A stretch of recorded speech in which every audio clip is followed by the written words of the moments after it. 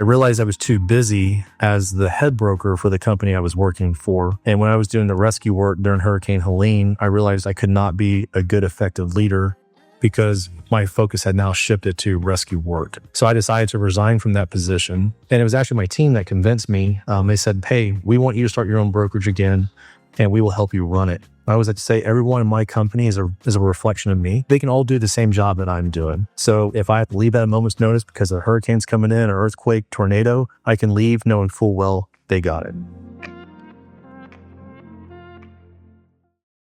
Have you ever wanted to invest in real estate but didn't know where to start or didn't have the time? Well, contact me directly at John Howard Realty, and I will come pick you up wherever you live in the plane, fly you here to Florida, help you navigate purchasing and managing your investment property, and get you home before sunset.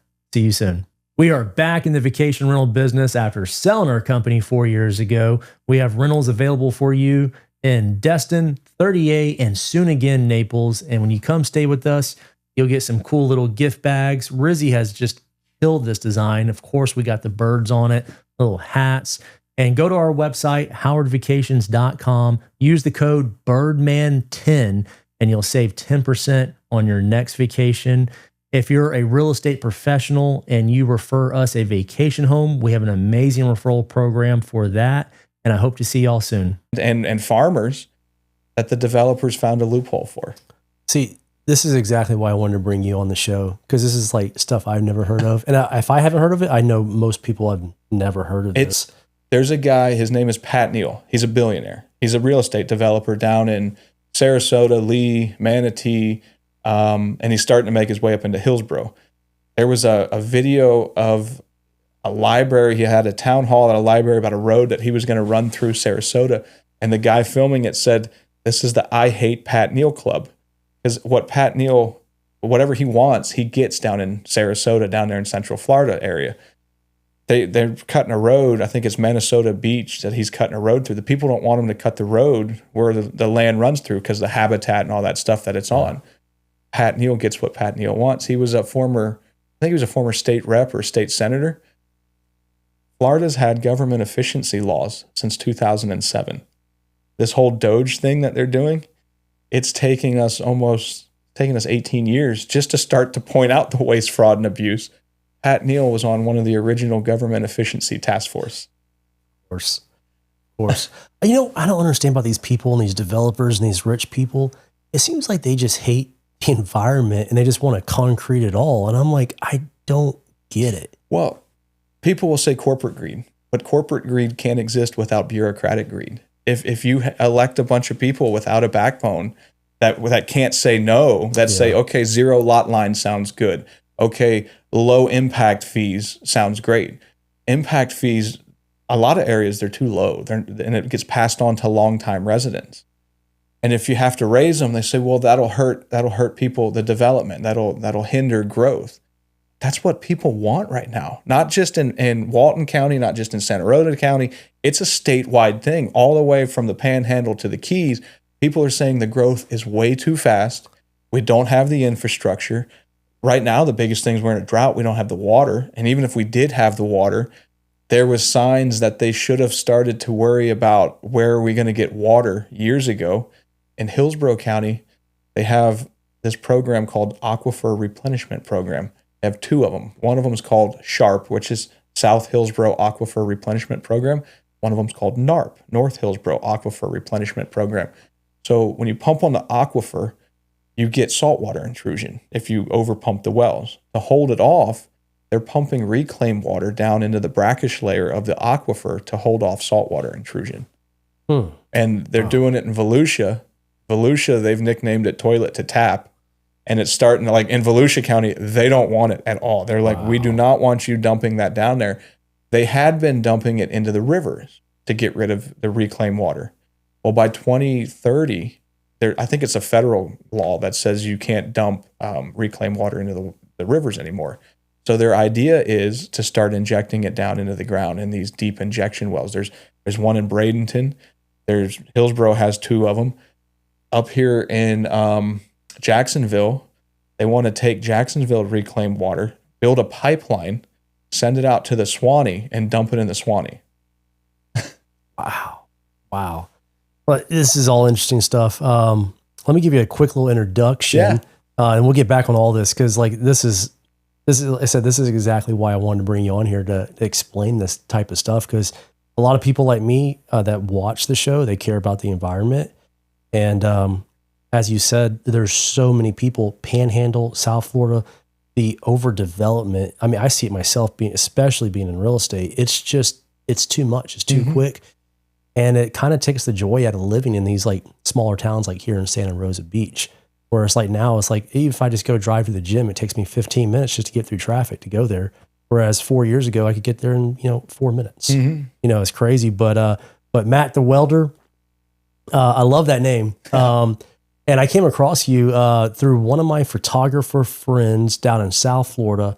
He shared a video. I think he's your friend. I think his name is Sergey. Oh, Sergey? Sergey. Yeah. It was a video about them putting in a cruise port.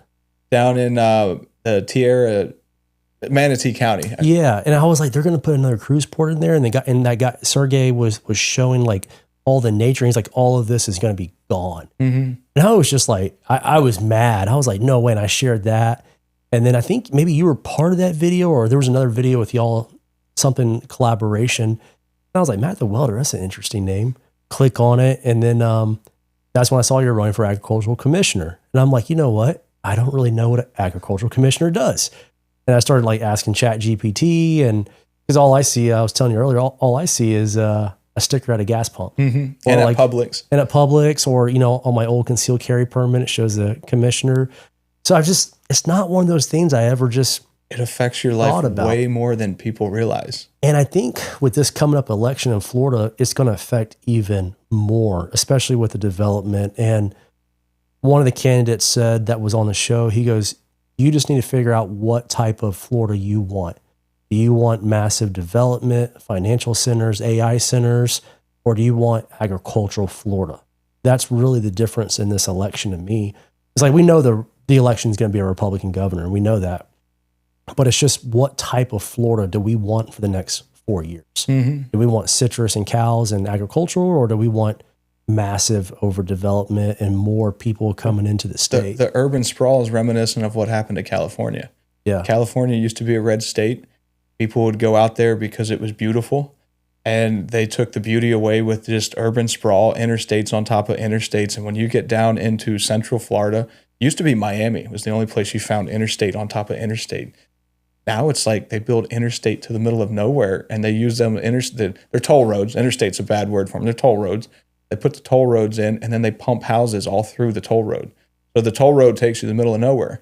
And you're like, why did they put a toll road here? And then like 3 years go by, and you're driving maybe on the toll road to go get something off of Facebook Marketplace or something. You're like, I've never been on this road. I've lived here my whole life. I've never heard of this town. I've lived here my whole life. Well, you've never heard of that area because it popped up because of the toll road. Yeah. Yeah, the overdevelopment and the roads is crazy. I was telling you earlier, my second home is down in Bonita Springs, Naples. And we've been down there since 18, and we loved it because it was only crowded in the winter. And then, COVID happened, everyone moved in, but the development is just nonstop. And I'm even seeing other real estate professionals, and even the builder I use down there, he's like, these corporation companies are coming in here and they're just leveling everything in the middle of the swamp. And I love going out to, it's called the Corkscrew Reservation, if you're familiar with that. It kind of, basically it's like above the Everglades. It's like the first filter before it hits the Everglades. Nothing but just wild birds, alligators, and all that. And all around it, they're just leveling hundreds of acres, putting in these cheap homes. There's no trees, there's no nothing. I'm just like, it's ugly. And they're selling them at, $800 million a pop. And I'm just like, I thought and they always talk about protect the panther down there. You got to protect the panther. And I'm like, you literally destroying the panther's home. Yeah. For some, junk corporation houses. And it mind blown me. But from my understanding, this is kind of where the agricultural commissioner has a lot of say, a lot of power. Some of it is like they have the family and the rural and family lands acquisition program to where like the old farms, if you want to put in a conservation easement, the state will buy the development rights from it.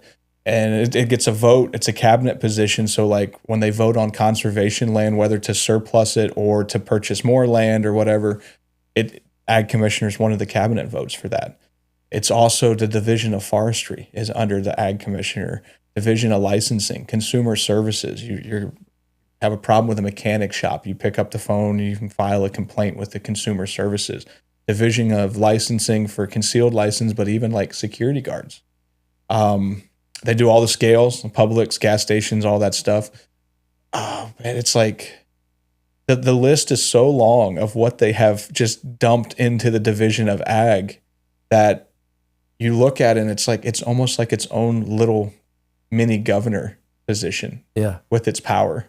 I didn't realize it was even an elected position until I saw your Instagram page. Yeah. I just figured it was like appointed by the governor. Many people had no idea. It was almost like a retirement gig for lifelong bureaucrats. Like the way it goes is, first of all, these positions were never made to be lifelong positions. We have a county commissioner in Hillsborough. His name is Ken Hagan. He's been on the board for like 20 years. Oh. That's not the way the position was supposed to work.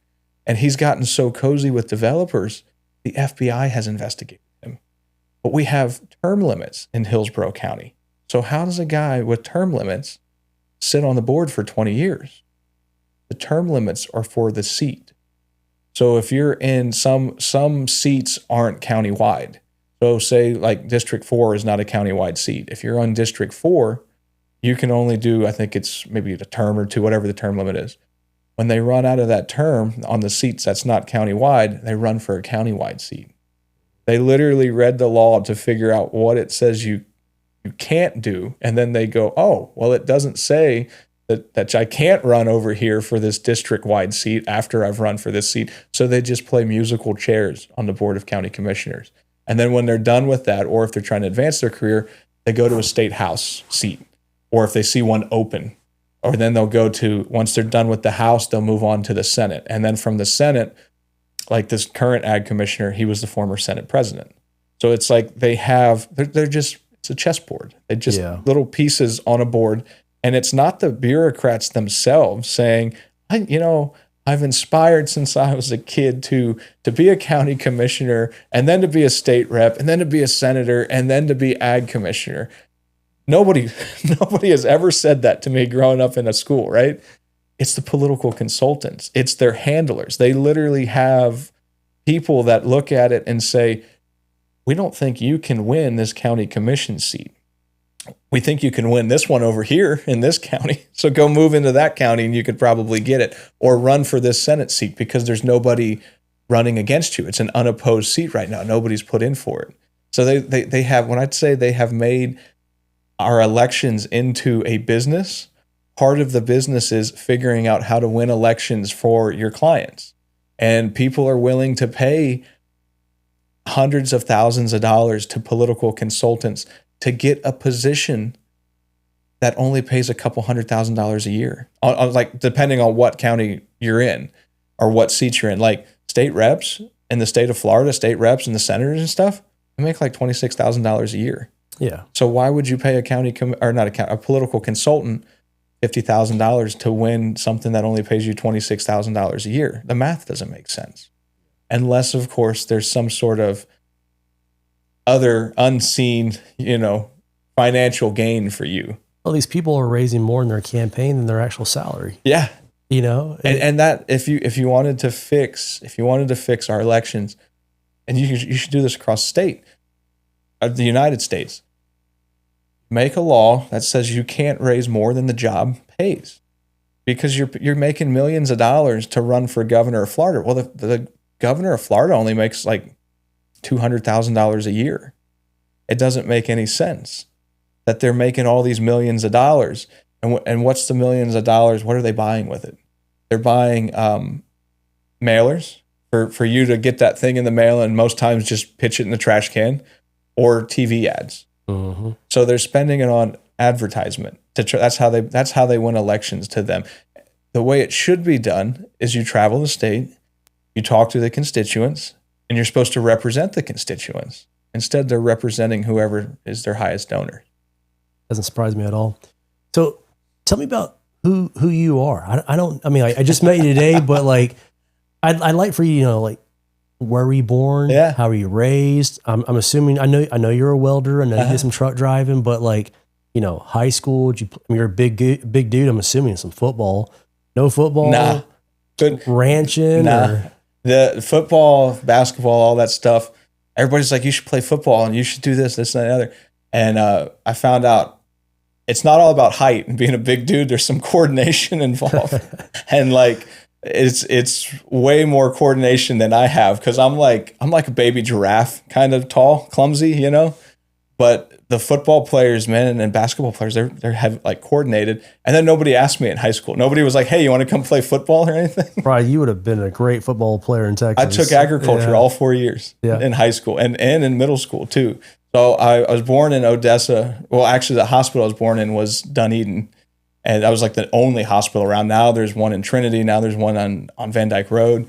And then I went through Hillsborough County Schools my whole life, graduated Hillsborough at a Sickles High School, took ag, had the best ag teacher in the world. And they at the end, they pushed him out for some ag teacher from California who we had to tell her, them pigs have the runs because you've dewormed them for every day this week. That's they ain't got worms at this point. That's why they're having this bowel movement problem. And after high school, I'd go horseshoeing with the ag teacher because he was a farrier, and I was like his apprentice, if you will. And I realized really quickly, being tall is not one of the requirements for a horseshoer or a farrier, blacksmith, whatever you want to call it, especially in Central Florida, because a lot of the horses are quarter horses, and like to bend down that low and hold, like stand pigeon toe and hold that hoof in your knees, it kills your back, it kills your legs. You could do it on a draft horse or a thoroughbred, they're taller, but it's, when we were at the racetrack, I watched a guy, he took a hoof right here to the horses will go like this forward. He took a hoof right here to his chin. And I was like, I think I'm pretty good with horses. I want something that sits still when you tell it to sit still. Cause I even tried equine dentistry, because there's one school, it's in Idaho, that does equine dentistry. And the same horseshoer I went around with, he went to that school and he would do equine dentistry, and I would put the speculum in there in his mouth. So you get this it's this weird device. It looks like a halter, and it's got, it looks like a halter meets a retainer made out of steel. And you slip it in the horse's mouth, and then you got to stick your finger up there and tickle the top of their like mouth, the roof of their mouth, and then pull the jaws open to start getting them to snap up so you can hold them. And then you take a float and you put them back in a nice line so they're not out of occlusion. And you can literally look at a horse's mouth and pretty much estimate how old the horse is, because various timings of their life, certain things happen in their mouth. Like they get wolf teeth and you have to pull wolf teeth and all this stuff. So it was like, they were like, you should be an equine dentist because you could look these horses in the mouth. But then I watched that guy get hit in the chin, and I was like, I don't know, that Larry's still out of it over there. Like his jaw's all wired back and stuff. And you go to the back of the racetracks, like Tampa Bay Downs and stuff, it's its own little world back there. There's people that live in like the stalls and stuff. You'll see jockeys will have their clothes hung out over the lines and everything. So I was working I was 22. I was working for FedEx. And when I'd get out of FedEx, I'd wake up at 4 o'clock in the morning. I'd get out about 9 or 10. And then he was still an ag teacher, but he was an ag teacher not much longer after that. He retired or whatever. And he'd call me up and he'd go, you want to go horseshoeing? I'd say, sure. And we'd end up in all across the state of Florida. We'd be in Sumter County one day. We'd be up there in Marion County. We'd be at the livestock auction. We would sit at the livestock auction. Me and this old man, he was about 50, 58 at the time. And he would always bet on cattle futures and stuff. And he would sit there and we would watch the cattle go by, not to buy them at the livestock markets, but we would watch them just to judge them, to look at them and go, that one's junk. You wouldn't want to buy that one. That one you could buy. It looks mismanaged, like they haven't fed it right or what have you. That one you'd buy, or this, that, and the other. And we would do that once we'd get done shoeing horses. So you've been agricultural basically ever since you were a kid. Oh yeah, we grew up on 5 acres. And my mom and dad had 5, and then my aunt had 5 next door. My first tractor was a 49 Farmall Cub. I had it when I was like 10, 12 years old or whatever.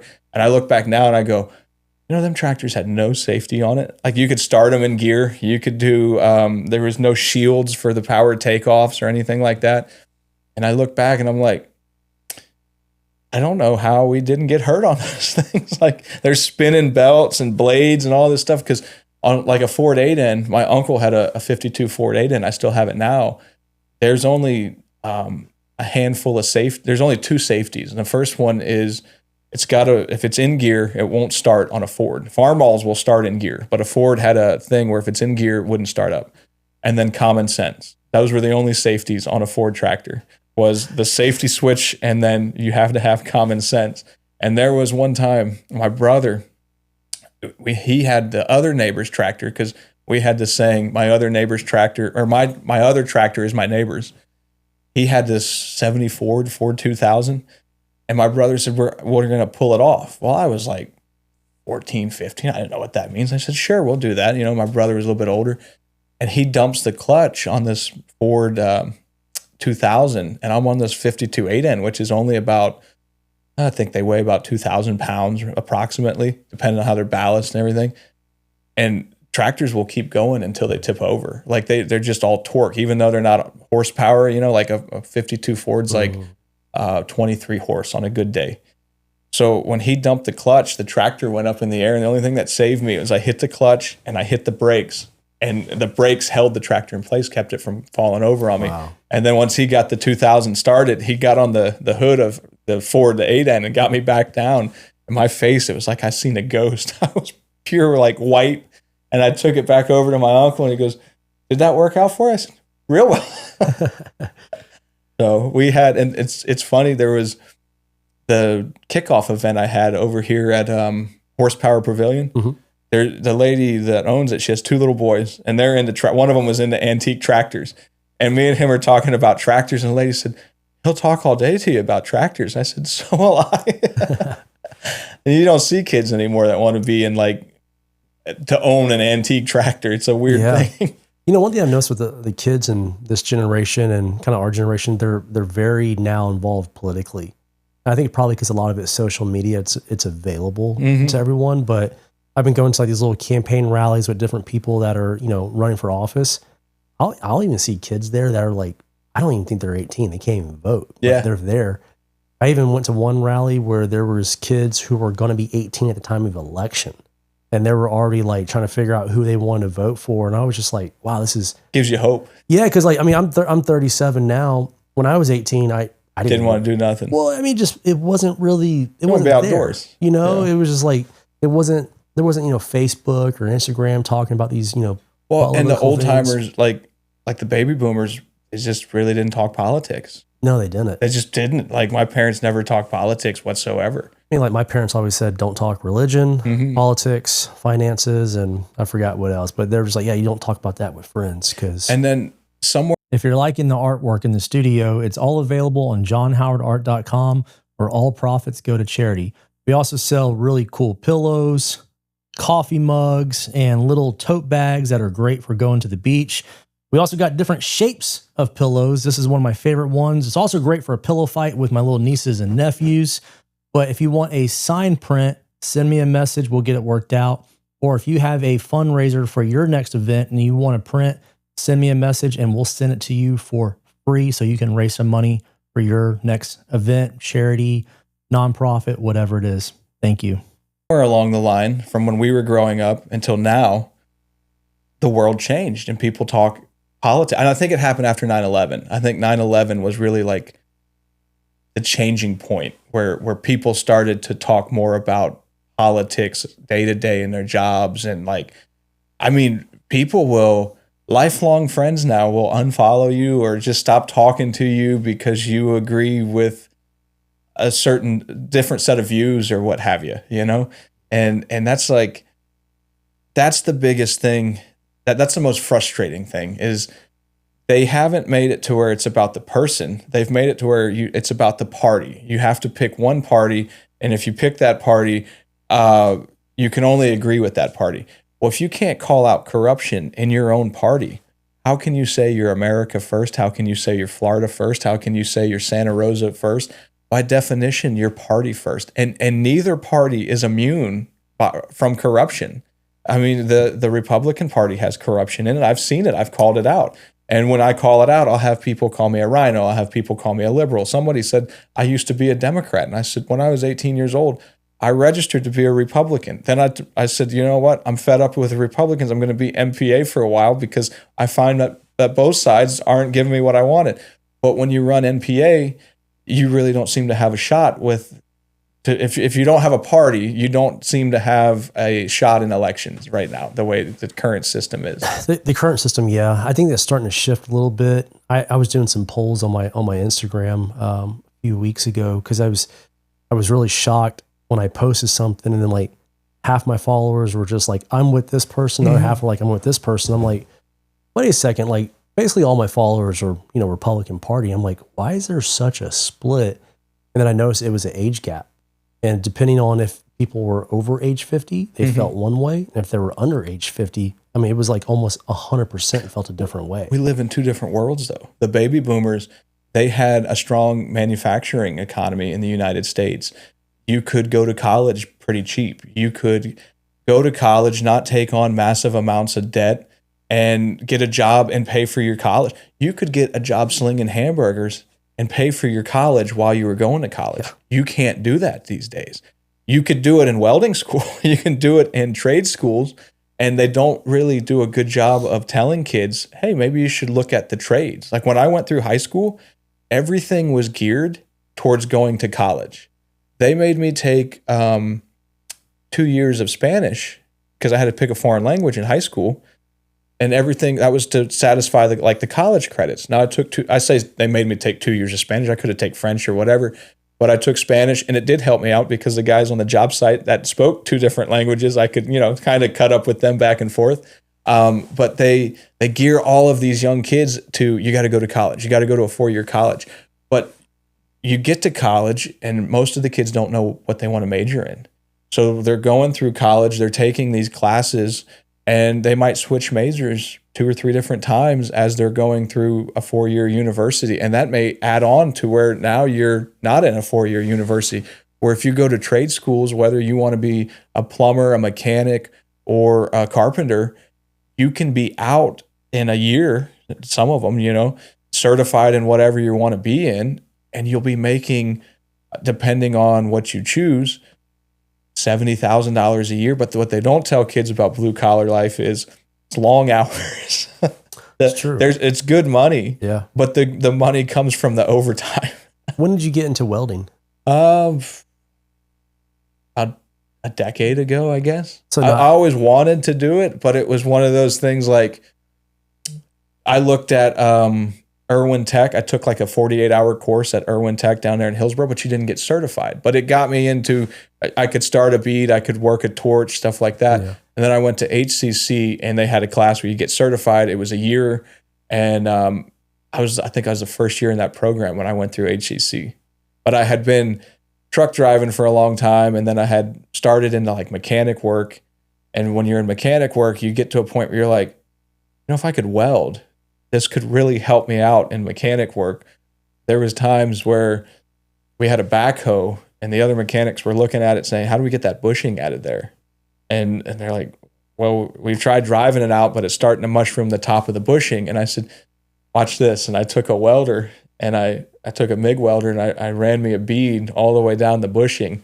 When it cooled down, it shrinks and you can knock them right out. Sometimes if you get it hot enough and you get it to where you don't, just perfect, they'll fall out on their own when they cool because it shrinks that metal and the bushing falls right out of the ground. Yeah, I actually did welding in high school. My dad actually taught me. Then I did welding in ag. Mm-hmm. And I went to a few welding competitions, I placed like 100th and something. Got smoked even by the girls. They beat me. But at welding where I grew up in Southeast Texas was like, it was a big industry job. I mean, the oil fields are out there, refineries, but like, this is back in like 06, but I mean, you could be 18. If you were a welder, you were probably making at least 80K, if not more. And if you were in the oil rigs, you were probably making starting off about 120. Yeah. And that was back, 20 years ago. So welding where I was, like welding, pipe fitting, that was just like what people would in Hillsborough County? we didn't, there was no trades. We had wood shop, our wood shop teacher, and his name was Mr. Reefer. And when in the beginning of the class, he's like, I was a Vietnam vet. And he said, I am a Vietnam vet. He said, I've been teaching wood shop for 20 years. I've heard every joke you could make about my last name. And if I catch you guys making a pipe or a bowl to smoke marijuana out of, I will take you up to the principal's office. And he said, it has not failed yet. I've been in this teaching for 20 years, and every single year there's always somebody that thinks they can sneak a pipe and turn it on one of the wood lathe. He was not wrong. He caught a kid in our class making a pipe, and he took him up there. Agriculture was the only little bit of welding that we got, but the problem is it was like a blink of an eye. They didn't have enough curriculum in ag to really teach you how to run a bead. So it was like the kids would start to, the electrode would stick to the metal, and they'd give up because it's like, you got to hold your mouth right to get that electrode when you're stick welding to light, and then you got to hold it just the right amount of gap to make it as you run in that bead to get it to fuse the metal and everything. Like, there's a lot that goes into it. People think you just drop your hood and you start welding and you're good, but they don't teach trades in the schools anymore. It was so bad. When I went to HCC, I believe it was 2016. I can't believe it's been that long ago because it seems like it was just yesterday. We had kids. I say kids, they were 18 years old. They had just finished high school. They couldn't read a tape measure. They just got done through public schools here in the Sunshine State. Wow. They couldn't read a tape measure. So when I got out of the program, my boss gets a call, and it was from the school, and they said, that welder we sent you, can you double check that he knows how to read a tape? Because we just sent a welder to the shipyard. He doesn't know how to read a tape. His fitter got fired, and he had to do all the fitting and the welding for one day, and they realized he can't read a tape, so they fired him too. Wow. Wow. So what kind of welding was it that you were doing for work? I always did on heavy equipment, tractors, stuff like that. When you see like the thumbs on the excavators and stuff, you have to put a fish plate on the boom, then you have to weld the ears onto the fish plate. If you just take the ears for the pin for the excavator and you weld them straight to the boom, you'll tear the metal out on the boom. And then I welded dump trucks, stuff like that, like they call it a dog house. It's this piece of metal that, for lack of a better term, looks like a dog house. Protects the hydraulic cylinder on the bed.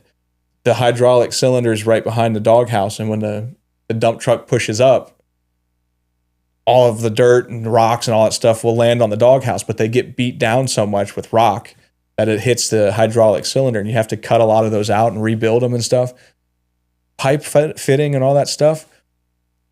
It's like an art to be a pipe fitter, because sometimes you got to do a TIG route, and then you got to come back in and cap it with whatever the specifications are. But it gets boring just to keep welding pipe over and over and over again. To where you would have one day, I might be turning wrenches on an excavator, working on the diesel side of things, and then I get a call that, oh, they've just snapped something on this bucket out here. We need you to go out there and weld it. Mm-hmm. So it was like, it broke up the monotony. It's like every day wasn't the same thing. Yeah. And we used to work on these things that they call soil mixers. And soil mixers they're made in Germany. They're working. They had these big drums, like the size of a pickup truck, like they were huge underneath. And they had these cobalt teeth. So they had pockets, and the cobalt teeth get knocked into the pockets. And as the drum turns around, it takes all the lime rock and base material for the roads, and it mixes it up to where they can come back in, water it, compact it, and then it'll pass whatever DOT specifications are. But them guys would be out there running those soil mixers, and they would hit like manhole covers. And I don't know how you hit a manhole cover on a machine. I mean, it's a massive diesel machine. Like, you look at it, it literally looks like it's on monster truck tires. And they would hit these manhole covers, and they would run the cobalt teeth down till there was nothing. And then they would run the pockets down, and then they'd run the shanks down to where there were nothing. And I'd get calls to go out there and weld it on, and I'd go, what did you guys hit? And they'd say, oh, manhole cover, piece of pipe. And I'm like, you didn't hear that machine making noise? How are you able to keep going and then it's not go, oh man, I hit something? Because on a bush hog, you hit something with a tractor, you've hit something. And these guys would grind it down till there was nothing. And there'd be some days I'd be under a machine 14 hours a day working on them. Like it was hot, it was fun, and it was the part you miss most is the crews that you're with, like the guys, your coworkers and stuff. And being like the mechanic or the welder, you always got to go around and see all the different crews. So you always had new people to mess with, tell jokes with, or whatever. The tormenting on the job, that was what made it the most. That's where, you started to get a sense of humor, was when you enter blue collar work, you're going to get tormented. Oh yeah, I bet. So I usually just like take video clips of the birds splashing in the water and ospreys flying around. So I bought my first camera, and then I just started taking like pictures. And I was like, you know what? I think I'll just print one of these like for my home office. That's when I started to get the idea. I was like, you know what? When I ask people to donate to the charities I work with, I'll just give them a print, like a way of thank you. This is my way of sharing my happiness in nature. I think everyone has some kind of trauma in their life, especially people coming out of the military. And it was kind of hard for me to find my happiness again. And I always tell people nature is actually where I healed myself. It'll make you happy. And it's just kind of cool to learn, observe how they are. Like these pelicans, they're very, very intelligent. Whatever bad day you're having, whatever depression, whatever anxiety, doesn't matter with these guys. They don't get out there, they're not going to live. Same thing with us. We just have to get over it, get past our trauma, and move on. It's a hard thing to do, but it's doable. what was it that got you interested in, I guess, agricultural commissioner? Was there like a specific event where you're like, you know what, I'm running for it because I don't like this? Or I ran for county commissioner, and when I ran for county commissioner, they showed me just how dirty they were. Oh. My opponent at the time, he's a state rep Michael Owen. He sent the fire marshal out to the events that I had booked for my campaign kickoff. He had the fire marshal shut down the events.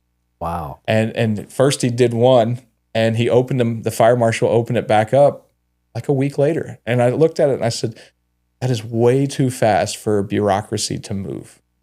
Bureaucrats don't shut down an event or a business and then open it back up in a week. You probably couldn't even get rescheduled if you had a serious code issue on this building for them to come back out the next week. So I was like, something shady went on. They showed me text messages that said, your direct opponent, we think he came out or sent somebody out that day. This is who came out. All we can tell you is the intimidation felt real. We don't want to tell you anymore. But there was more to the situation. Wow. So I put a public record request in. That was like my first public record request. And I find that the commissioner's aide sent the fire marshal an anonymous complaint, just the address. The fire marshal reached out to Plant City Fire Department and said, we don't know if this is in my jurisdiction. Could you send your guys if it is? But he sent back and said, no, that's on you. And then she shut that one down. So I rescheduled the event a week before the event took place at the new venue. She shut that one down too. That was that first taste where I'm like, man, these guys are dirty. But then I came across, in the meantime of getting public records requests, I got something from Wilton Simpson's office in one of the public records requests that I put in. And I said, who's Wilton Simpson? I started looking into it, and I started to see like, it's this just giant network of, people controlled by the same political consultants and the same handlers, basically. And I started to look at what the ag commissioner did. And that's when I realized it's a cabinet position. Then the state park thing. Remember when they were going to build pickleball courts and they were going to put hotels in the state parks and all that stuff? I remember seeing that little kind of go on social media. One of the votes, when they send it to, like for the land swap deal, they were going to do it at Cabot Citrus with the Withlacoochee State Forest. The ag commissioner has a vote on that. Oh. And when it goes, it's a cabinet position. So as a cabinet member, when they start to do all these conservation deals, all these land swap deals, you have a say in that matter. And I'm watching, and I said, none of these guys ever say no. How could that be? How can all of them unanimously agree on everything?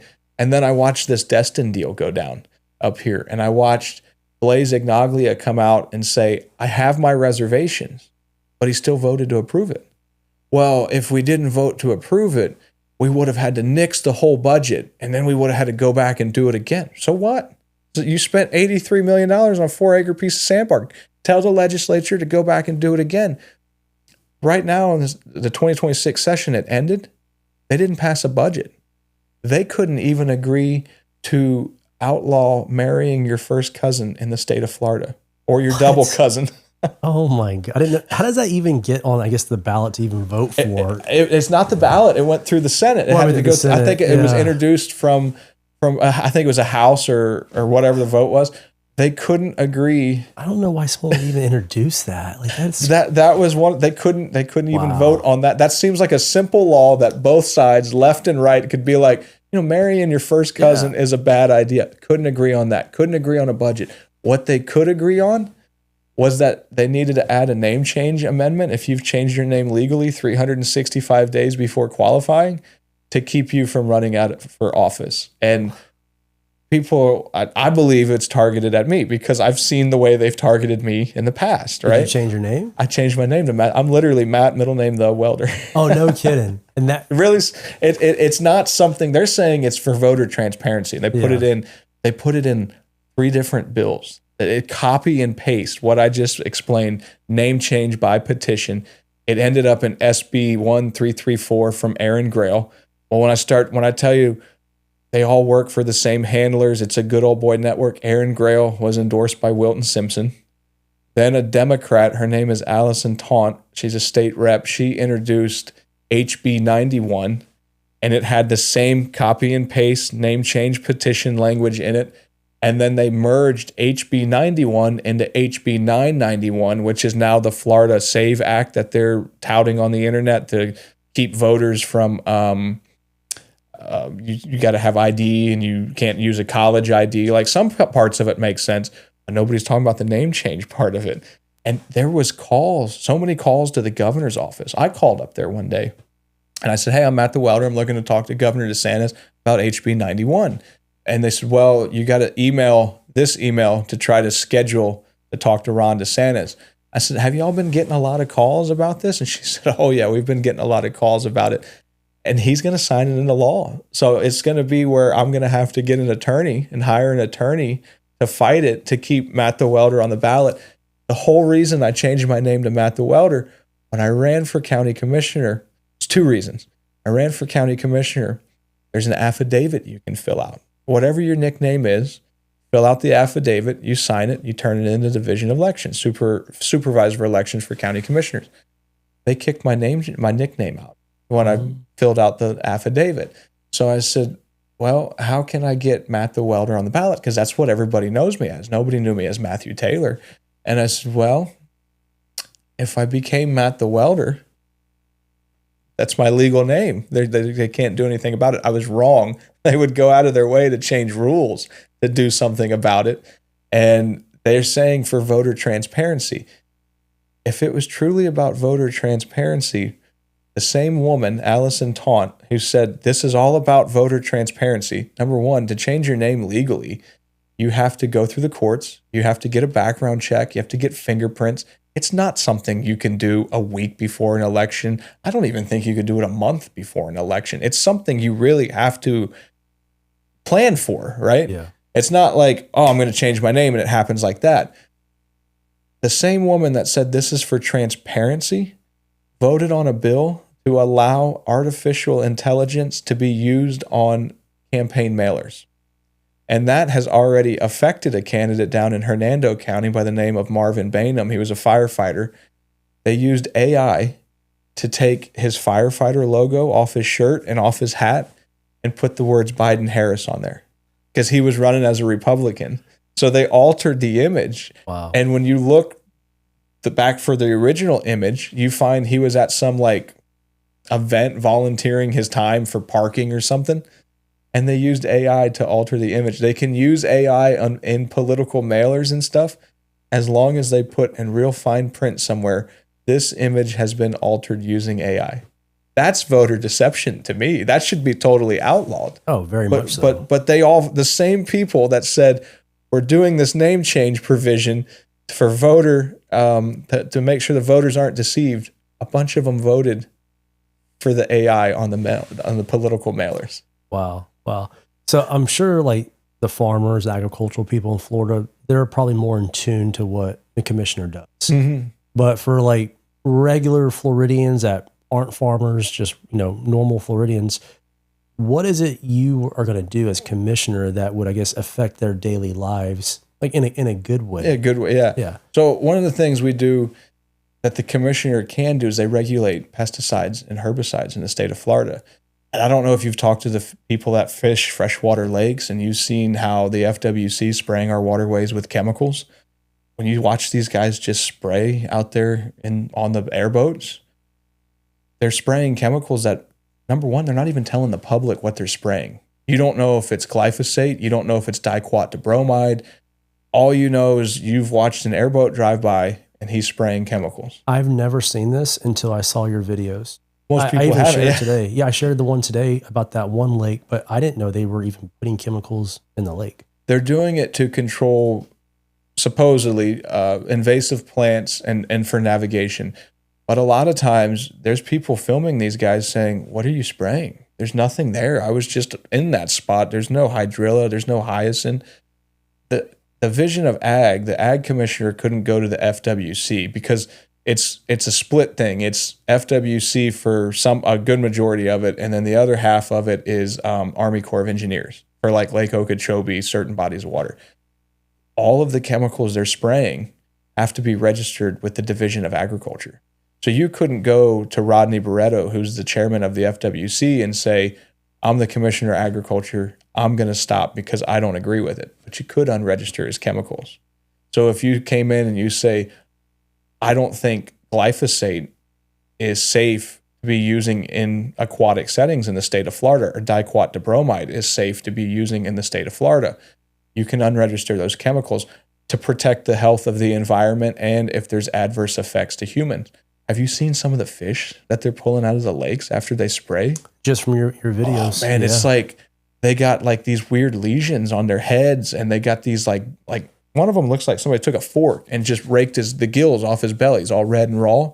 I guess a great way to put this is they wouldn't be allowed to spray those chemicals on humans, like in a yard or something like that. You could use them in your yard, but you would have, like, they tell you to put PPE on when you're spraying and you're doing all this stuff. And now it's all in the water system. And now they're dumping it in the water. One of the chemicals they love to use is diquat dibromide.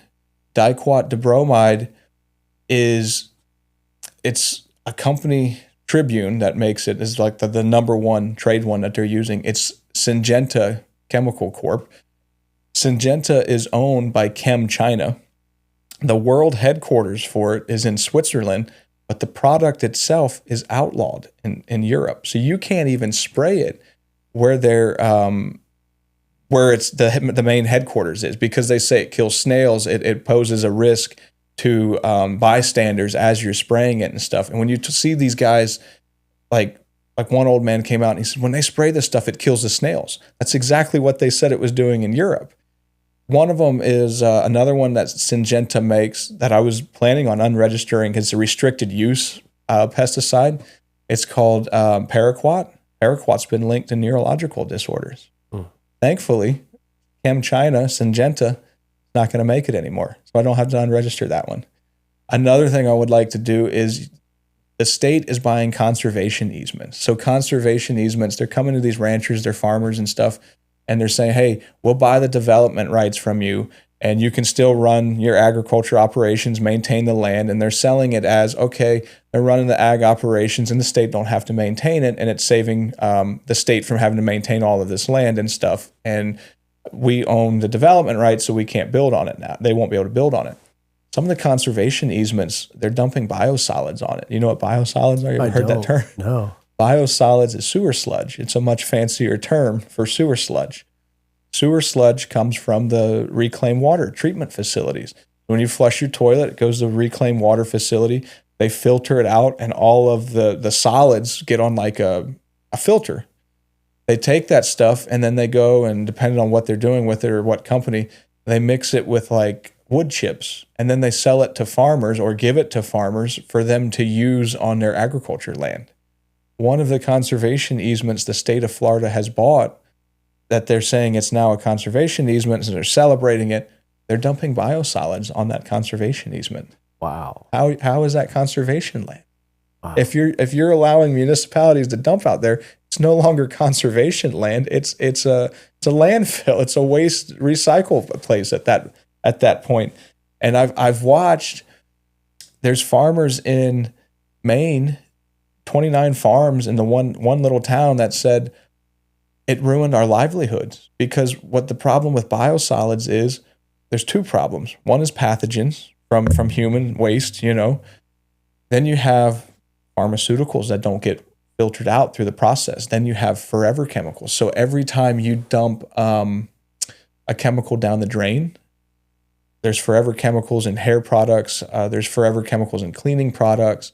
All of that stuff, they call them forever chemicals because they just don't disappear. They're really hard to get rid of.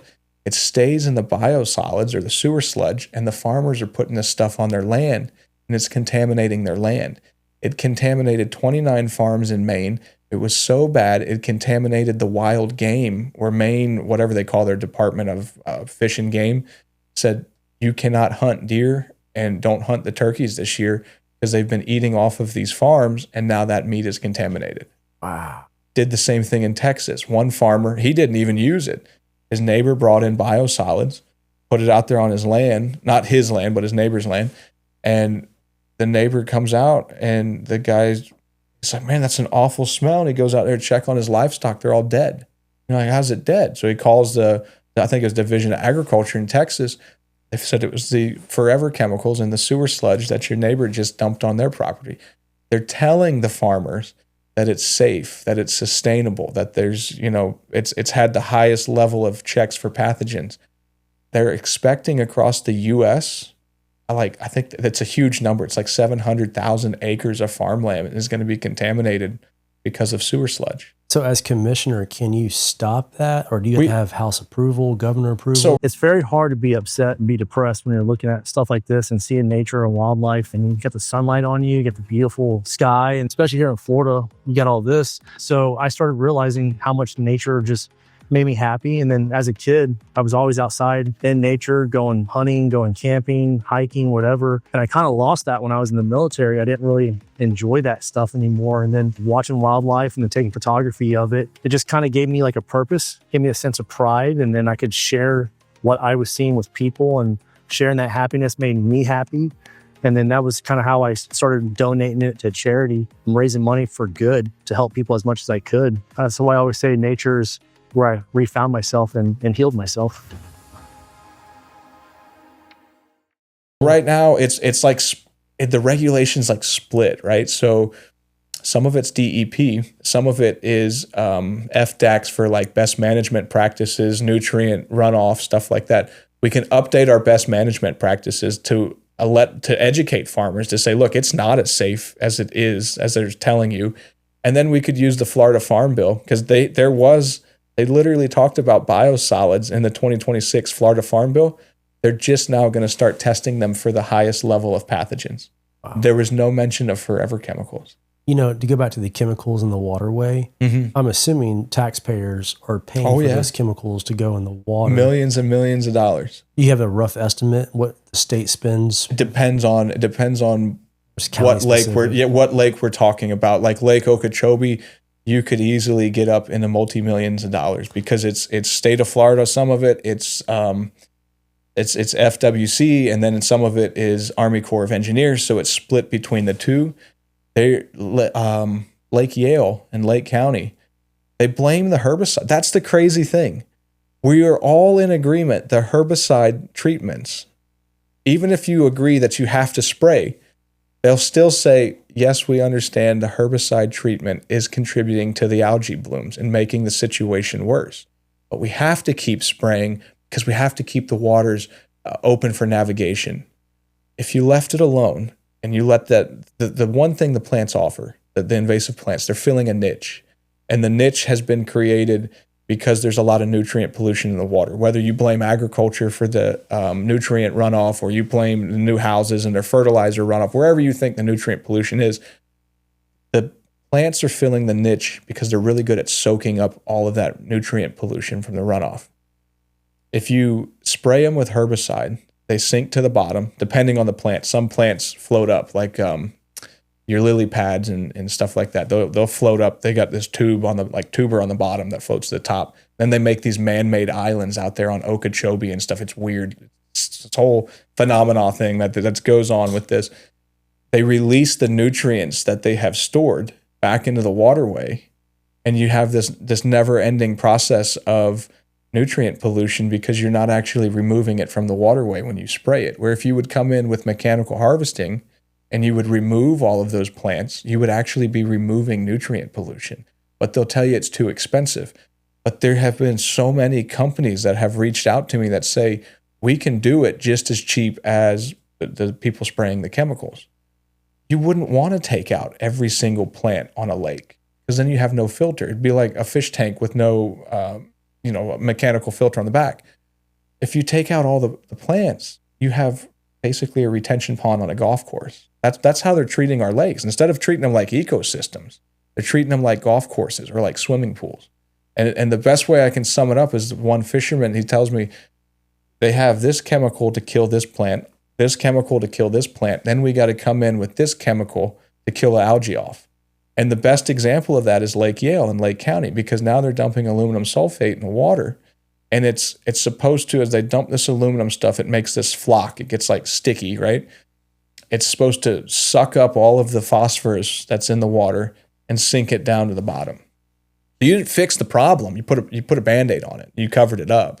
And a lot of the people around Lake County say the reason they're doing this is because they've approved a new subdivision that's going to be on the lake.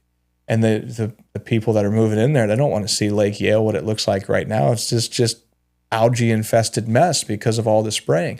Some of SwiftMud's own management reports say persistent herbicide use has caused all of that stuff to sink to the bottom, decay, and it has ruined the sandy bottom. Like, it's saying it in their own reports. And there's people that'll argue with you about it.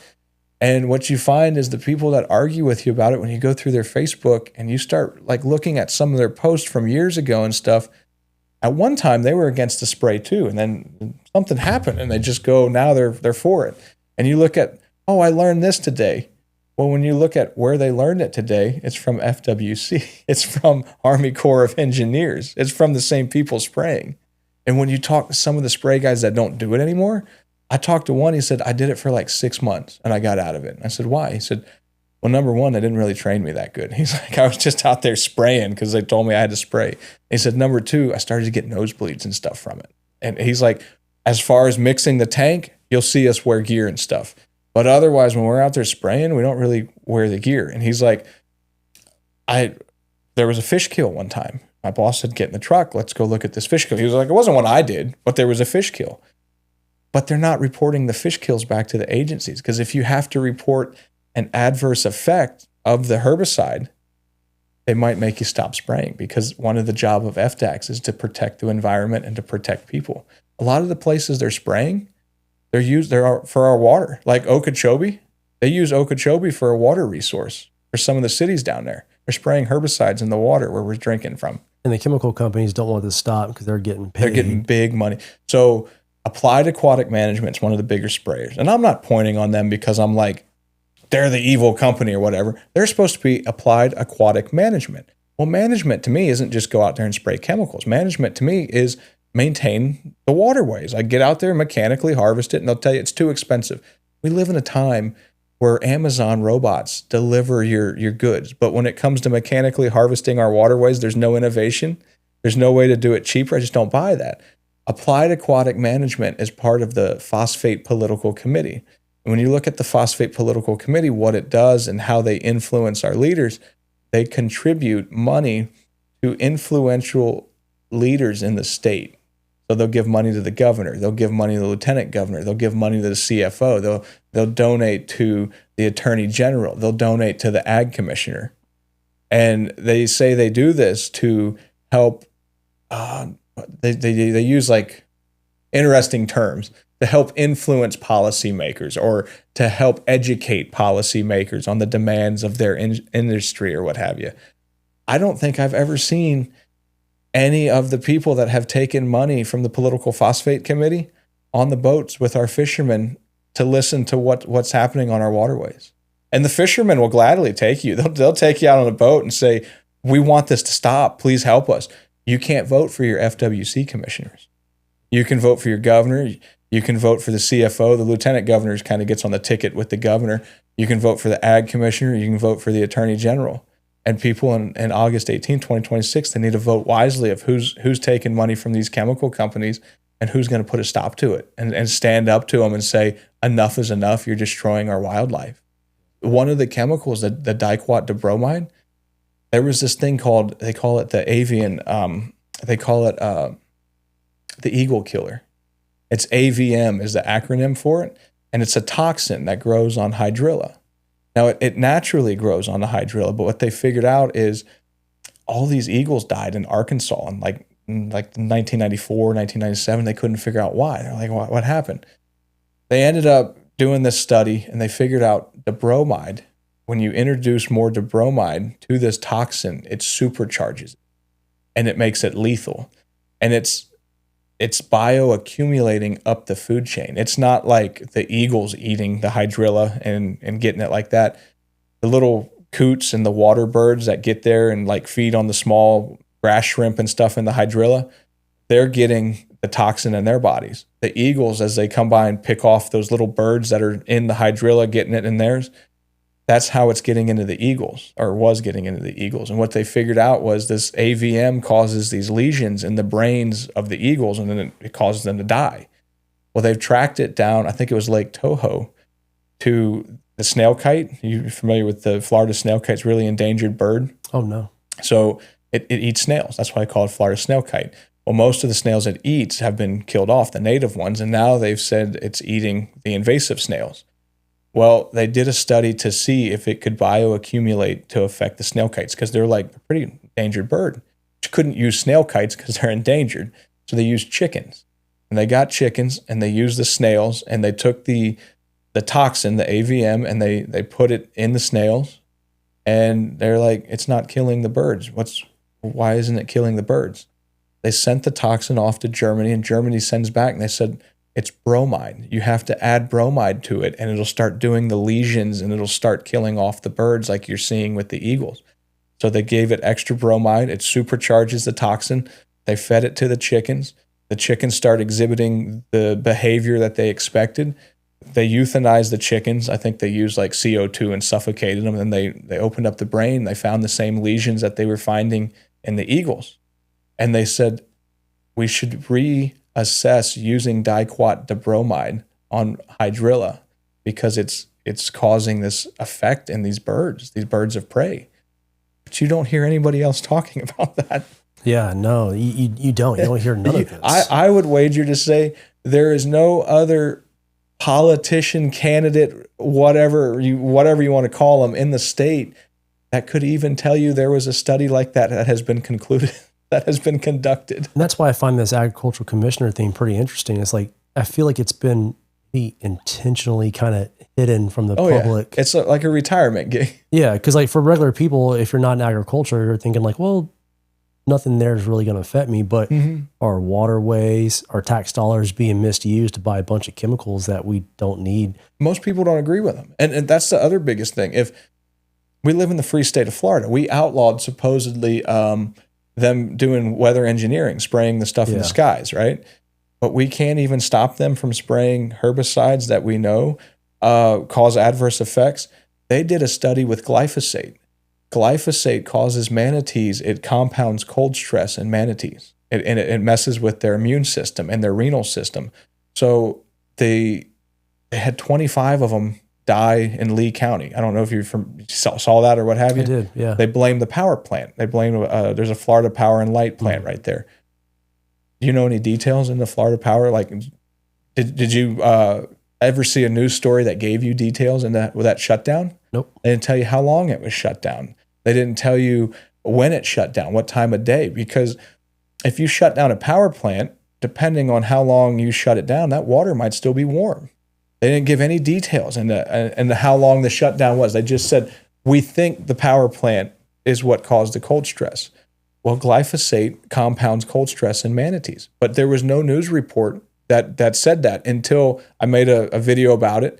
And about the same time I made a video The Miami Herald and the Tampa Times did a similar news report that glyphosate compounds cold stress in manatees. Oh, wow.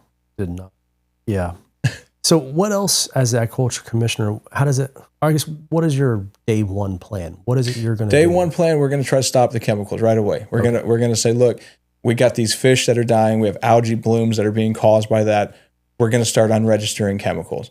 And then I'm going to start pushing to try to update our outdated greenbelt laws. And even if we have to put that in the next Florida Farm Bill. Have you seen the 2026 Florida Farm Bill? They just signed it today. No. Didn't hardly do much to help farmers. It helped veterinarians by helping them pay off their student loans.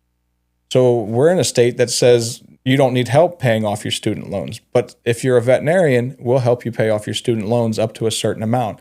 Then they went ahead and prohibited soliciting. Then they went ahead and add something in there for, they banned jammers for 911 equipment and stuff. They protected your right to the gas-powered weed eaters and stuff like that. They didn't really do anything. Where was the protection for the citrus industry to help the citrus farmers out? I would like to help the citrus farmers because the industry's dying. We've lost 90% of it. I would like to see them until we can find a cure to greening. Why not set up a program to help transition them to grow other crops so they can subsidize their lost income, grow something? It wouldn't be a handout, but it would help them transition somewhere else so we're not wasting that agriculture land into houses. Because all of these politicians are saying that we did this to help these rural areas. We did this to help these rural areas. Urban sprawl is taking out the ag land. And then they'll tell you the freeze that happened a couple weeks ago in February, the freeze affected all of that ag land. It's going to affect our vegetable prices. But the urban sprawl is not affecting vegetable prices at all. There's hardly any protections in there for rural lands. You should make it easier for small farmers to get greenbelt. Guys that have 5 to 100 acres should have an easy way of getting greenbelt. When you talk to most people how to get an agriculture tax subsidy, like the average person, they have no idea how to fill out the form. Yeah. They have no idea how to get greenbelt. The real estate developers all do. So we need to update our greenbelt laws to make it easier for small farmers to get it, because then the state wouldn't have to buy so much conservation easements.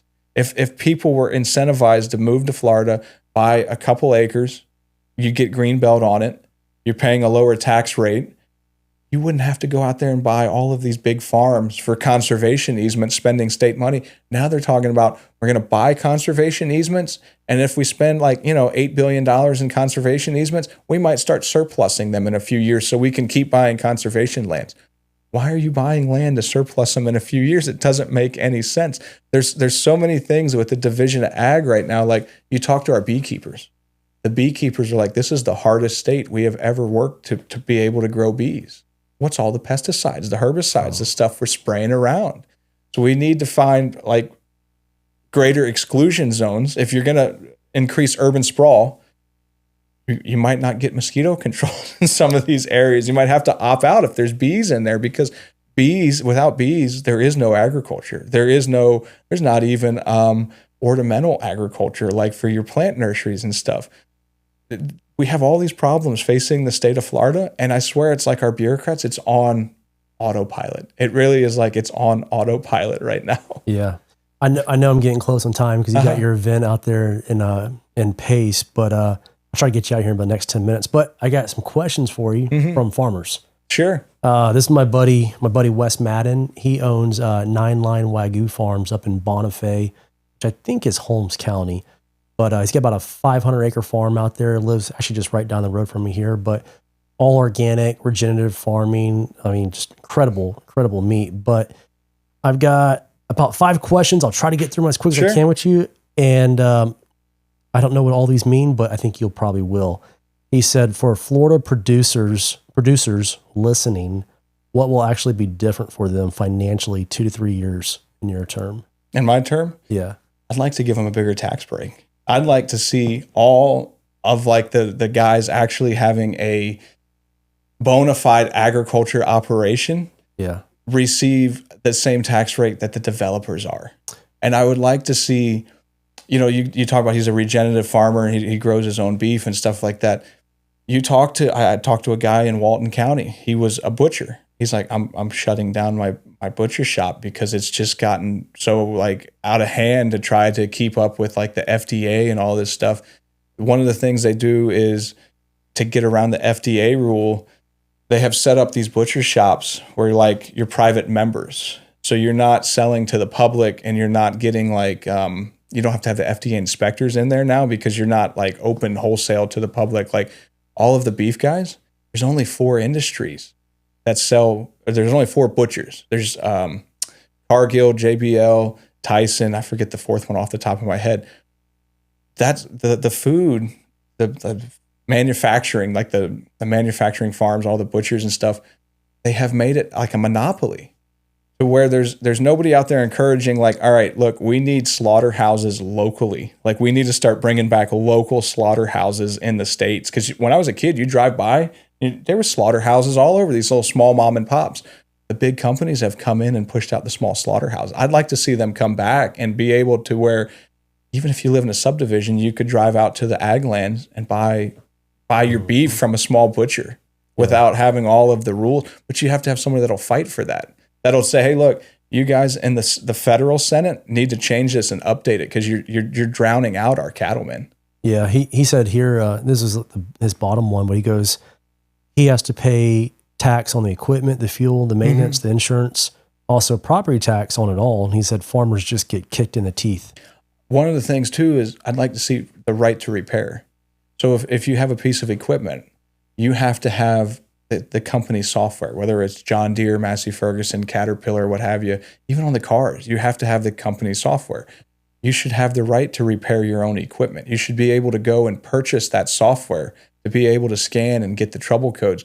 Because as a farmer, if you have to have John Deere or Kubota or whoever come out to your farm, they might not be able to get to you for 2-3 weeks. Well, if you can't get to them guys for 2-3 weeks, they might miss harvest. They might, whatever they're needing that machine for, they might miss it depending on what crops they have grown. Why wasn't that in the Florida Farm Bill? Like that would single-handedly help farmers more than anything if they had the right to be able to repair their own machine and get the software they need. Yeah. Another question he has is USDA certified processing capacity is still a major choke point for cattle producers. What specific steps will you take to expand small and regional processing in Florida? That was one of the ones I was just talking about, to try to expand the regional. Well, we need to bring back local butchers. We really do. And we need to start not just asking these questions to the ag commissioners. We need to start asking these questions to our Senate candidates. Hey, this is a big problem. We're paying like beef right now is crazy high in the supermarket. Well, it's crazy high in the supermarket because it's not the farmers that are getting wealthy off of it. They can only sell their beef to 4 butchers in in the United States. And one of the things I see, like when they're bringing in this Argentinian beef, I call it the Amazon treatment. Remember when Amazon was cheap and returns were easy, and then they put Sears out of business, they put Big Kmart and everybody out of business. Once they put the American Rancher out of business, well, it's the same 4 butcher plants that we're going to send them to. They're going to jack the price of beef right back up once they put the American farmer out of business. And then you're going to get foreign beef, and you might get foreign beef from Canada, from Argentina, butchered in the United States, kind of like they do tools, where it's made in America with global materials. It'll be butchered in America with global animal parts. Yep. He said, or another question he has, in counties like Holmes County, where his farm is located, producers are paying personal property tax on all their equipment every year. What's your position on reducing or eliminating that burden for the working farms? What do you mean they're paying personal property tax on that? He says he's paying personal property tax on all their equipment. So I guess tractors? I would have thought once you bought the equipment, you paid sales tax one time. Yeah, I don't know. Because we don't have like a VAT tax. Like in Europe, you'll see like they got like tags and stuff on their equipment. But every piece of machinery I've ever bought, once I buy it, it's mine. I always thought farmers were like all no taxes for some reason, but I guess no, you do pay taxes unless it's resell. You get like a resale certificate or what have you. But this was the first I've heard that they pay taxes, personal taxes on their equipment each. And is he talking about like his trucks and stuff like that? Perhaps I'm not sure, but because there is some, and you don't see it in this state. When you travel other states, they have like farm use on the tags. Like Oh, yeah. you can travel the state depending on what state you're in. And if it says farm use, you can drive that vehicle all across the state. You just can't take it interstate. Yeah. That would be something I would love to see in the state of Florida, where you put a farm use tag on your pickup truck or whatever it is for the farm, and then you're able to drive it on the roads for farm use, as long as you're not, crossing the interstates and going into Georgia and stuff like that with it. If you're going to use it in Florida for farm use, get you a tag that says farm use on the back, and that vehicle, you shouldn't have to pay taxes on it. I'll have to connect you with him. So he's a farmer, but he also owns Sotheby's real estate up here. Very well connected up here. Great guy, Army veteran. We actually did a podcast here together, and we did half of it at his farm up there, and drove around and showed everything. It was really, really cool. All right, he's got another question for you. There are a lot of assistance programs out there, but most producers either don't know about them or don't have time to chase them. How will you make funding and cost share programs easier to access and actually usable?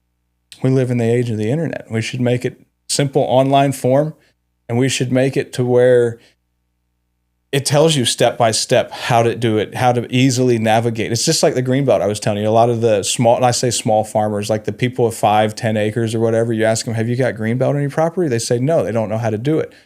Part of the ag commissioner's job, I would think, would be educating our farmers on, hey, this assistance is available for you. Hey, this tax subsidy is available for you. And you have to navigate it here, here, and here. And some things we should streamline, like filing for Greenbelt. We should do it really quickly. We should make it easier to help our farmers out, especially after disasters, like when storms come in and they affect our producers and stuff, whether it be a hurricane or the frost. You shouldn't have to wait months or years to help you get your assistance that they need. But it's like it gets tied up with this bureaucratic red tape. And a lot of people, they don't know how to navigate the bureaucratic red tape. But everything's on the internet now. It should be really easy. Make it simple to fill out a form for whatever assistant program he's looking for, and streamline it. Yeah.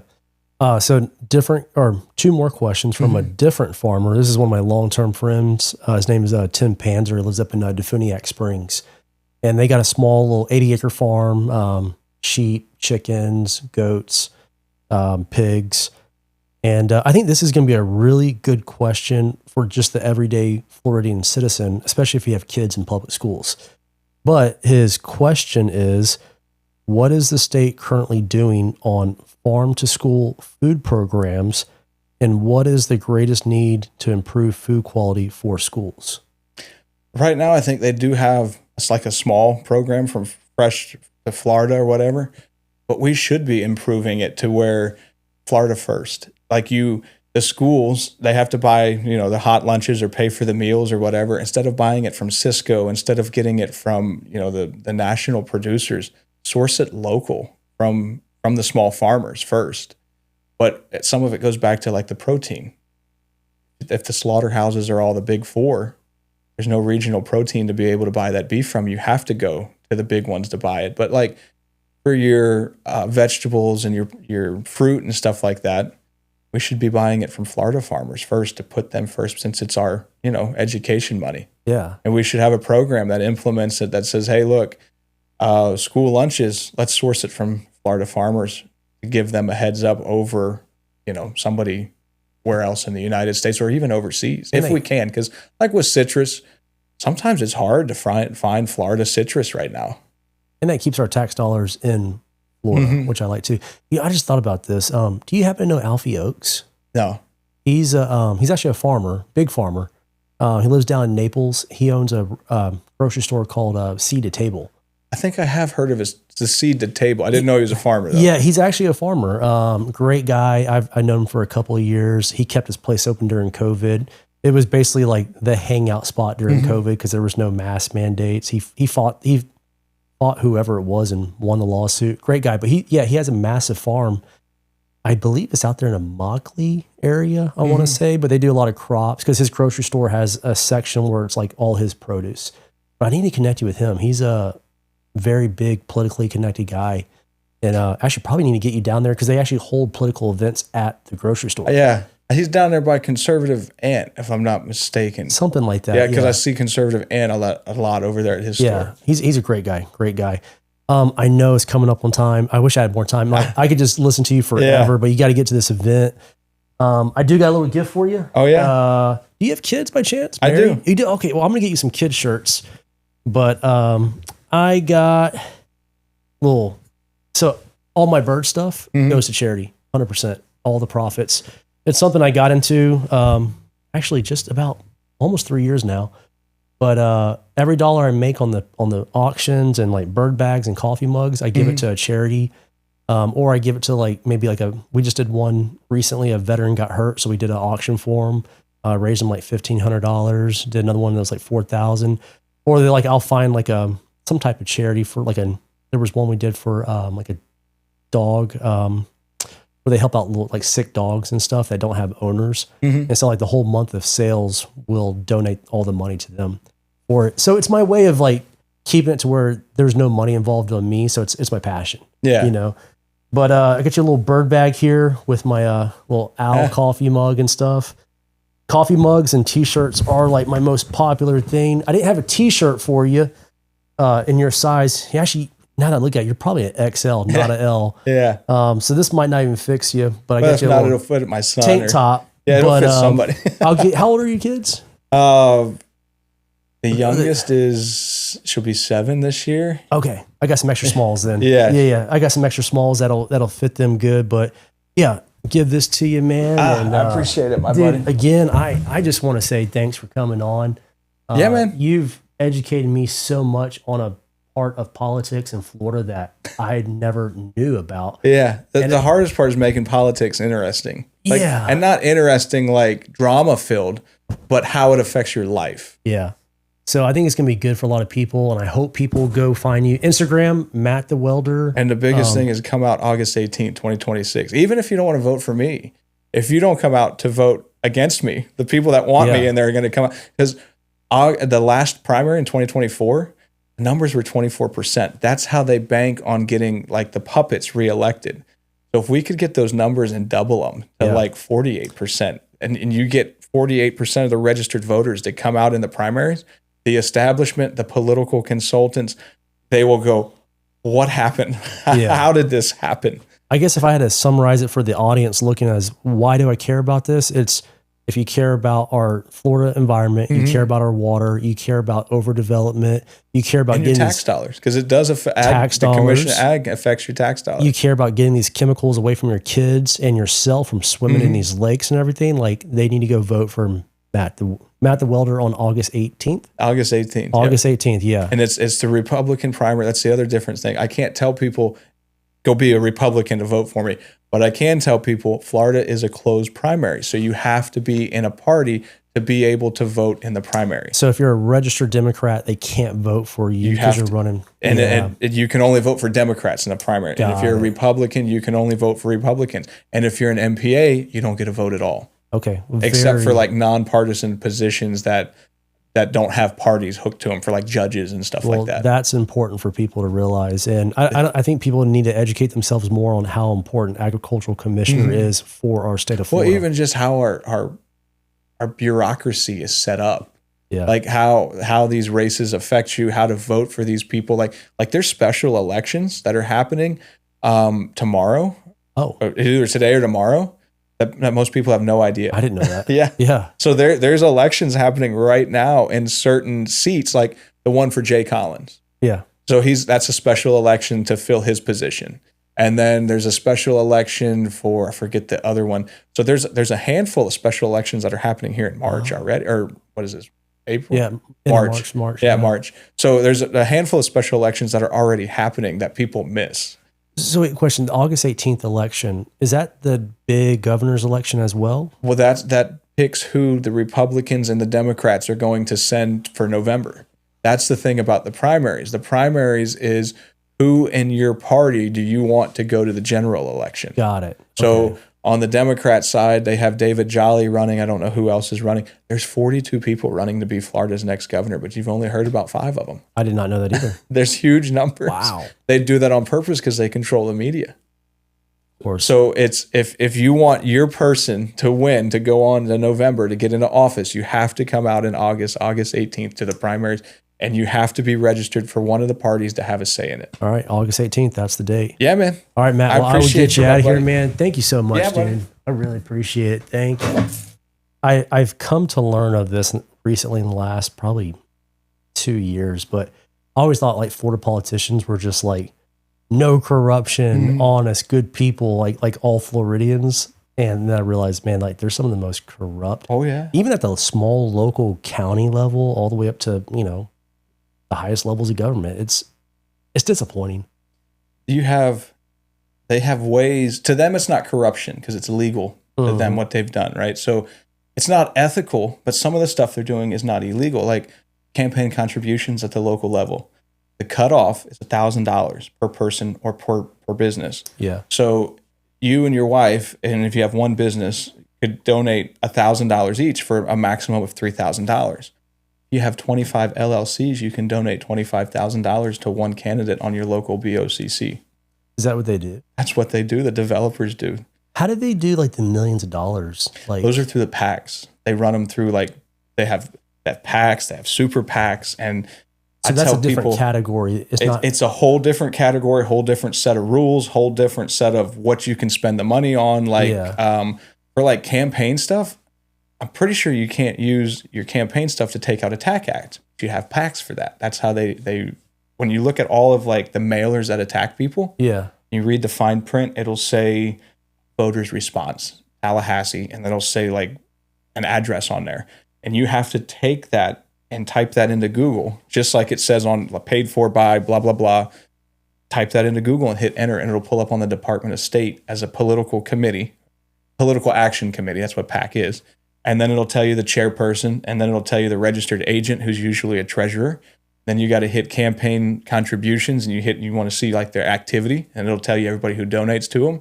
Then there's another button down there that you got to click to see the expenditures, what they're doing with the money, who they're spending it on, where it's going. Because sometimes the best way I could describe it is politicians have two sets of books.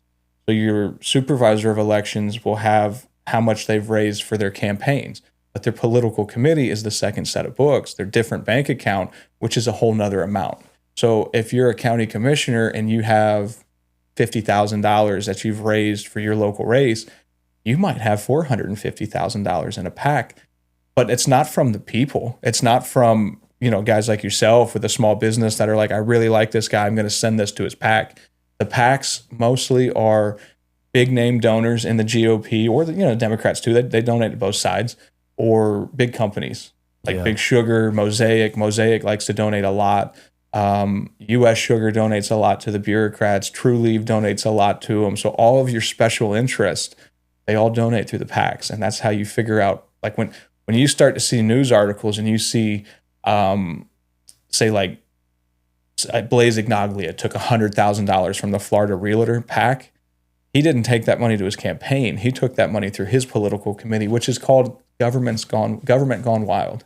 That's the name of his PAC. Wow. They had one I came across, and I forget who runs it because I wanted to say it wasn't somebody notable, like with notoriety off the top of my head. It was called How We Win, How We All Win. That was the name of the political committee. You can name them whatever you want. Wow. But on the PACs, there's no cap on how much they can donate.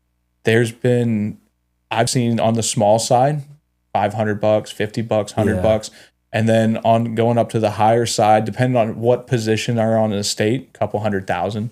Because I've seen like politicians running for like Congress and Senate, and you'll see like what a PAC gives to them. It'll be like 5 million, 10 million. I'm like, yeah, the federal stuff's always more. That's crazy. But even your local election, we have a guy down in Hillsborough County. His name is Jeffrey Hills. His company is Eisenhower Property Group. I start looking at my opponent at the time because she had raised $450,000 from two people, from two PACs. And one PAC came from a guy named Tommy Piccolo. He's a political consultant. And the other one came from State Rep Lawrence McClure. His PAC was called Conservative Florida. So one gave $200 and the other gave $250. That's how she got $450,000. It wasn't that she was loved by the constituents or the constituents backed her. She was backed by the establishment. I go through her campaign, which is on like your local supervisor of elections, just her normal campaign. And I start going through donations, and I start to see that she has taken $1,000 from one address over and over and over again. So now I'm like, well, what's this address? And I start counting, and I got to 25.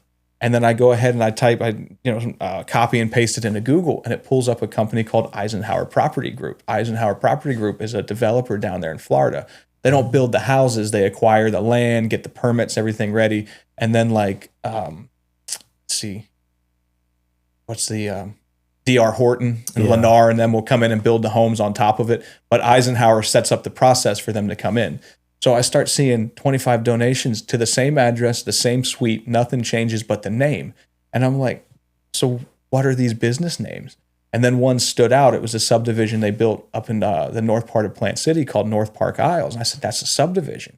And I start running the names, and they were all subdivisions. So every time that he develops a new piece of property, he puts it into an LLC. Probably started off innocent, break your leg on the common area or something like that. You don't want to get sued. But then he figured out, I can legally donate $25,000 to anybody on the board of Hillsborough County Commissioners. And he's done this for Ken Hagan. He's done it for Chris Bowles, Christine Miller, and Josh Woostel hasn't taken the $25,000 yet, but he's taken money through his political committee, but it hasn't been $25,000. But then you start to see, what does that mean? And like what does that buy him? Because he's not doing it from the goodness of his heart, right? They ran water utilities in the rural boundaries. Can't do that. That's why it's our rural boundaries. It's supposed to stay in the urban service areas. And I went out there and I called him out in a meeting. I said, illegal water utilities in the rural boundaries, what the woostel, play on words for the commissioner. And what I figured out they did is they classified water utilities as a public interest. That's not the definition of a public interest. Public interest would be schools, fire departments, police stations, parks, stuff like that. A water line for a guy to build his private golf course community on the banks of the Hillsborough River, not a public interest. By definition, it's a private interest. Wow. Doesn't surprise me. And they all do. I was telling people this up here in Walton County. There was a developer up here, I forget the name off the top of my head. They said, yeah, they do that up here too. And Robert Guidry, I don't know if you're familiar with him. He was the $83 million sandbar in Destin. He was the guy that sold that to the state of Florida. Oh, yes. I saw that. It was purchased for like $3 million or $7 million. He purchased it like $7 or $8 million dollars, and turned around and sold it for $84 million like a decade later. Yeah. So Guidry, when I was looking for a picture of him, I find a video of him coming out of a courthouse. I said, I want to see what this video is. So I click on it, and it was in Louisiana. I believe it was the mayor's race. They noticed the same thing I just explained to you, that the max contribution there, I think, is $3,000 or $5,000. It was higher than what we have. And they kept seeing it from the same address over and over and over again. And they went, and it was Robert Guidry, the same guy, the same guy that sold this land to the governor. Before he sold that land to the governor, or not the governor, to the state of Florida, he donated, I think, $200,000 to Ron DeSantis' political committee and other Republicans across the state. Before he was donating to Republicans, he was donating to Bill Clinton. I found that on the federal site. He also, he's a convicted felon. He tried to bribe the Louisiana state governor for a casino license. Oh, wow. This is who they're taking money from. It doesn't surprise me. It seems like everyone that's involved in the politics is just some type of corruption or shadiness. Some of the most evil people I've ever met in my life are running our local government. Like, it's in our state government. And they don't care about their constituents. They don't care about the state of Florida. The only thing they care about is how much you can fundraise. How much money can you bring in the party, whether that's the Republican Party or the Democratic Party.